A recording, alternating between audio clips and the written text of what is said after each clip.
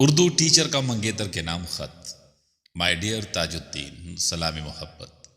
تمہارا املا کی غلطیوں سے بھرپور مراسلہ ملا، جسے تم بدقسمتی سے محبت نامہ کہتے ہو۔ کوئی مسرت نہیں ہوئی۔ یہ خط بھی تمہارے پچھلے خطوط کی طرح بے ترتیب اور بے ڈھنگا تھا۔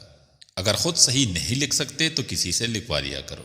خط سے آدھی ملاقات ہوتی ہے، اور تم سے یہ آدھی ملاقات بھی اس قدر دردناک ہوتی ہے کہ بس۔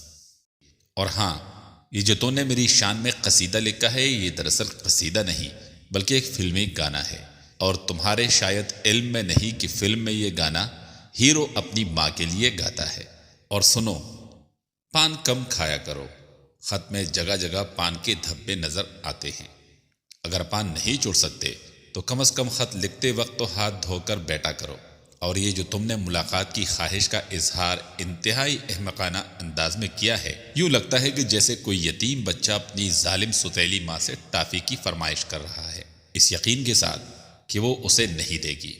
ایک بات تم سے اور کہنی تھی کہ کم از کم اپنا نام تو صحیح لکھا کرو۔ یہ تاجو کیا ہوتا ہے؟ ایسا لگتا ہے کہ جیسے کسی قصائی یا دودھ والے کا نام ہو۔ مخفف لکھنا ہی ہے تو صرف تاج لکھ دو۔